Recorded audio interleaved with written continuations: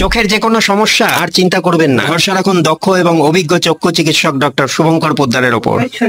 40 হয়ে গেল, 40 হয়ে গেল। উনি একজন চক্ষু বিশেষজ্ঞ এবং অভিজ্ঞ চক্ষু সার্জেনও। এখন